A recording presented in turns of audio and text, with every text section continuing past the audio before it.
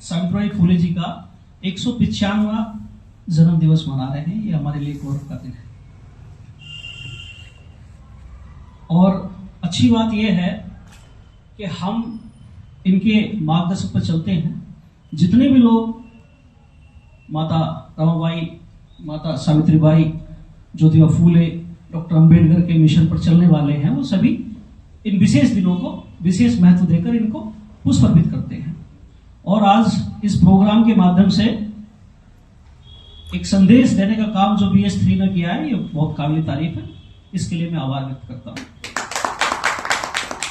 सर्वप्रथम तथागत के चरणों में श्रद्धासुमन करते हुए, बुद्ध को पुष्प अर्पित करते हुए, बहुजन समाज में जन्मे तमाम संतों, गुरुओं, महापुरुषों को नमन करते हुए, मेरे साथ चलकर आए प्रसन्नजीत गौतम जी, अरविंद बोध जी और प्रधान जी, गणपत प्रधान जी, डॉक्टर साहब, पुष्कर साहब भी बैठे हैं। सभी को मैं जानता हूँ। डॉक्टर साहब हैं, SK गौतम साहब हैं, विनय बोध, नरेंद्र भाई, बहन जी, डॉक्टर साहब, सभी को मैं जानता हूँ करीब करीब। देखिए, दो बातें हैं।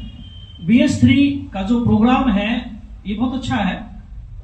मैं थोड़ा सा प्रकाश डालूंगा डॉक्टर साहब।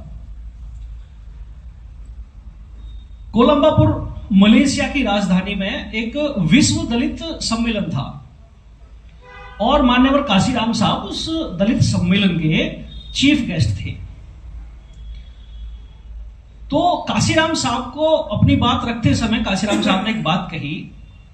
दो शब्दों पर उन्होंने पूरा प्रकाश डाला। एक तो दलित शब्द। तो काशीराम साहब ने कहा कि दलित शब्द जैसे हरिजन शब्द हमें ब्राह्मणों के द्वारा मिला था, दलित शब्द हमें किसी ने दिया नहीं है। दलित शब्द को हमने चादर की तरह ओढ़ा है खुद। क्यों? क्योंकि जितनी भी SC वर्ग, जिसे अनुसूचित जाति कहा जाता और जिसे अनुसूचित जनजाति कहा जाता, उन सबको उसमें समेट लिया गया। यानी कि ये किसी जाति के लिए तो नहीं है सब। तो उन्होंने दलित शब्द की व्याख्या की। हालांकि डॉक्टर अंबेडकर ने इस शब्द को नहीं छुआ, उन्होंने अनटचेबल शब्द का इस्तेमाल किया अनुसूचित जाति के लिए। तो कई बार हम इस पर भी विवाद करते हैं। दूसरा, फिर उन्होंने एक बात कही कि जैसे अभी नरेंद्र भाई ने कहा जाति का विनाश, एनिहिलेशन इन कास्ट पर बात कही, तो काशीराम साहब कह रहे हैं कि जब मैंने 62-63 में 1962-63 में जब मैंने जाति का विनाश नाम की एक किताब पढ़ी, जो एक्सीडेंटल किताब है लेकिन वो भाषण था, तो मैं निकल पड़ा जाति को समाप्त करने के लिए। और मैंने करीबन 3 साल का समय जाति को समाप्त करने के लिए दिया और मैं पूरे देश में भ्रमण करता रहा। बड़े बड़े लोग, बड़े बड़े विद्वान उस मिशन पर काम कर रहे थे। तो मैंने देखा कि जाति मानव, ये प्राकृतिक नहीं है, मानव द्वारा निर्मित की गई व्यवस्था है। और जिन लोगों ने इस जाति को निर्मित किया है, ये जाति हजारों सालों से उनके पक्ष में काम कर रही है। यानी कि अगर हम इसे सही चश्मे से देखें तो जाति कमजोरी तो है नहीं। फिर काशीराम साहब अपनी बात को पूरा करते हुए कहते हैं कि जब मैंने इस पर विशेष शोध किया तो मैंने पाया कि जो जाति जिन लोगों ने बनाई है अपने पक्ष के लिए, अगर ये जो जातियों में बटे हुए लोग हैं, अपने आपको दीनहीन, कमजोर समझते हैं जाति के नाम पर, अगर इनको जाति की ताकत के बारे में बता दिया जाएगा तो ये खड़े हो जाएंगे। एग्जाम्पल के तौर पर, जैसे ही आप कहीं जाते हैं आम सभा के अंदर और आप अपना नाम बताते हैं, मेरा नाम मुकेश गौतम, तो गौतम मथुरा की तरफ पंडित भी लगाते। तो मेरे साथ भी ऐसा हुआ। कई लोगों ने पूछा तुम कौन से वाले पंडित हो? वो गौतम हो? मैंने कहा मैं जाटव वाला गौतम हूं। जब आप सामने वाले को कॉन्फिडेंस के साथ ये कहते हो कि मैं जाटव हूं, वाल्मीकि हूं, खटी हूं, धोबी हूं, तो वो कॉन्फिडेंस ताकत हो जाता आपका। और जब आप हीन होकर, जब वो पूछ रहा होता है कुमार तो बताया जाति क्या है, तो तुम थोड़े से सहमते हो। फिर पूछता है नहीं बता, ये बताओ तो सही थोड़ा, तो तुम बड़े मरे हुए मन से बताते हो मैं जाट हूं साहब, मैं वाल्मीकि हूं साहब। ये कमजोरी थी। तो काशीराम साहब कहते हैं कि जाति से अब तक इस देश के अंदर 3 लोगों ने लाभ लिया जाति से। पहला लाभ लेने वाले थे नेहरू। पहले जाति का लोकतंत्र में जो लाभ जाति से मिला वो मिला नेहरू को। जाति के नाम पर उन्हें बनाया, क्योंकि पटेल तो चुनाव जीत चुके थे, जाति की वजह से बनाया।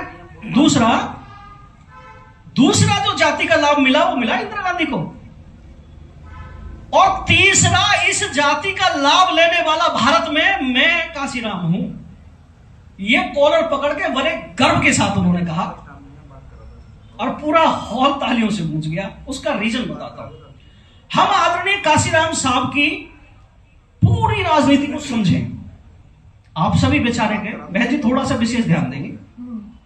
हम जब काशीराम साहब की पूरी राजनीति के पैटर्न को समझते हैं डॉक्टर साहब, तो हम ये देखते हैं जो जातियां अपने आप को छुपाई पड़ी थी, जो ये सोचती थी कि हमारे लिए तो मंच ही नहीं बना, अगर हम मंच पे गए तो अछूत हो जाएंगे, लोग दिक्कत हो जाएगी। जो लोग दिन में रास्ते से गुजरना डर समझते थे कि अगर हम निकले तो ऊंची जाति के लोग मार डालेंगे, जब काशीराम साहब ने उन्हें जातीय ताकत का समीकरण समझाया, हम देखेंगे कि इस आजाद भारत के अंदर पहला व्यक्ति मान्यवर काशीराम साहब हुए जिन्होंने जातीय समीकरण बनाकर 4 बार की सरकार तुम्हें जाति के पैटर्न को बना के दी।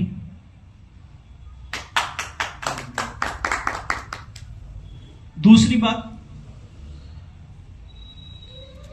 अगर हम जाति के पैटर्न को हटा देते हैं, हटना चाहिए, बहुत जरूरी है, लेकिन हटेगा नहीं। ये बहुत अच्छी पहल है आपकी, लेकिन इस मेहनत को, इस ऊर्जा को, इस ताकत को बहुत अच्छे तर्कों पर लगाया जा सकता है। मैं आपको डोमलाइज करने दे रहा हूं, मैं माफी चाहता हूं डॉक्टर साहब, मेरी बात आपका मनोबल तोड़ना नहीं है। मैं सिर्फ उस मिशन की, उस मूवमेंट की बात कर रहा हूं जिसके लिए आप प्रतिबद्ध हैं। हम जातीय समीकरण को छोड़ देते हैं जो संभव नहीं है। डॉक्टर साहब समझना ध्यान से, सामाजिक स्तर पर, राजनीतिक स्तर पर, धार्मिक स्तर पर आप बुद्धिस्ट हुए तो बुद्धिस्टों के भी तो 4 अलग अलग चल रहे हैं ना। बहन जी ने जैसे बताया, हीनयान, महानयान, वज्रयान, थेरावाद, 4 पंथ बनाए हुए बहन जी। एक से सुन तो लो, 18 पंथ है जो भी है। आपने 18 बताया, मुझे 4 की पता थी, चलो 14 और मिले मुझे। अब जब एक सेकेंड थोड़ा सा सुन, नहीं है ऐसा नहीं है। मैं अभी सिक्किम गया था, मैंने अपने बच्चे का एडमिशन मोनेस्ट्री में कराया। थोड़ा सा बस खत्म कर रहा हूं साहब। मैं ये बताना चाह रहा हूं कि जिस जाति को समीकरण बनाकर 4 बार की सरकार तुम्हारे महापुरुषों ने, हमारे महापुरुषों ने स्थापित की, और 2007 की सरकार के बाद 7 में जब पूर्ण बहुमत की सरकार बसपा की बनी, तो उसने बहुजन हिताय बहुजन सुखाय को हटाकर, जब बहन जी ने भी तो जाति को खत्म करने वाली तो बात कही थी, सर्वजन वाली बात, जब समाज ने बहन जी को नकार दिया, बहन जी सत्ता से धड़ाम जमीन पर आ गई, तो इसका मतलब जाति तो फैक्टर है। दूसरा, आज जो सत्ता में पार्टी बैठी है वो जाति के ब्याह पर बैठी है। कांग्रेस ने इतना लंबे समय राज किया, जाति के ब्याह पर किया। हम काशीराम साहब ने इस मूल मंत्र को समझ लिया, क्योंकि दूसरे नेता नहीं समझ पाए, तो 4 बार की सरकार बनी, हम राजनीति में काबिज हो गए, पावर आ गई हमारे हाथ में। और जिस चीज से पावर हमारे हाथ में आई, अगर हम उसी चीज को तोड़ देंगे तो पावर सप्लाई रुक जाएगी, और हो गया हमारे साथ। आज हम दोबारा पिटना शुरू हो गए। तो मैं ये कहूंगा, आपका मिशन बहुत अच्छा है, आपके तर्क अच्छे हो सकते हैं, लेकिन जब तक सरकारी नौकरी में जो विशेष सुविधाएं आपको दी हुई हैं, आर्टिकल 15(4), 16(4), ये जो जितने विशेष प्रावधान जो दिए गए हैं संविधान के अंदर, ये जाति के लिए दिए गए हैं, ये शोषितों के लिए दिए गए हुए। और अगर शोषित, आप जाति प्रमाण पत्र मत लगाइए अनुसूचित जाति का होने के बावजूद भी, क्या आपको राजनीति सरकारी नौकरी में कोई आरक्षण मिलेगा मान्यवर डॉक्टर साहब? दूसरी बात, आप मत लगाइए जाति प्रमाण पत्र।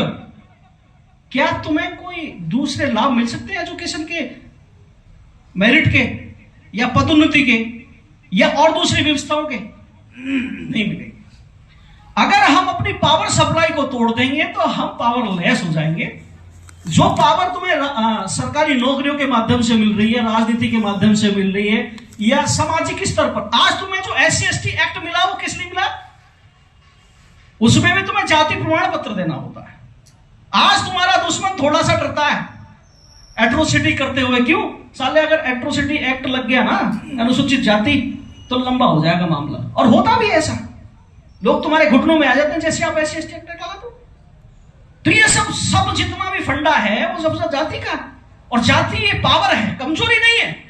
कमजोरी हम समझ रहे हैं इसलिए क्योंकि हम इसे ताकत के रूप में देख नहीं पाएंगे। सम्मानित साथियों, जाति इतनी तगड़ी पावर है। गुर्जर का नाम जैसी तुम लोग समाज में, और एक गुर्जर दूसरे पश्चिम से लेकर और पूरब तक, और कन्याकुमारी से कश्मीर तक का गुर्जर राम राम ना करता, रोम रोम ही करे। और रोम रोम करते ही दूसरा गुर्जर समझ जाए तो गुर्जर है।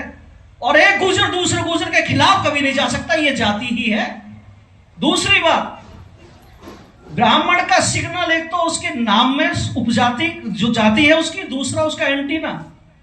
समझ गए आप? इन दो चीजों को हटा दो, ब्राह्मण अपने अस्तित्व को खो देगा। आप समझ रहे?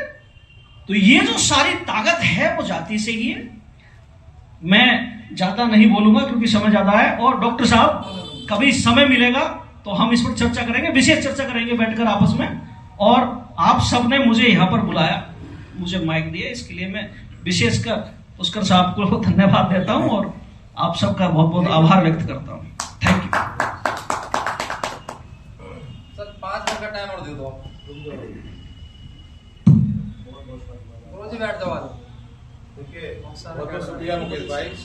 रोज बैठ जाओ। बैठ जाओ।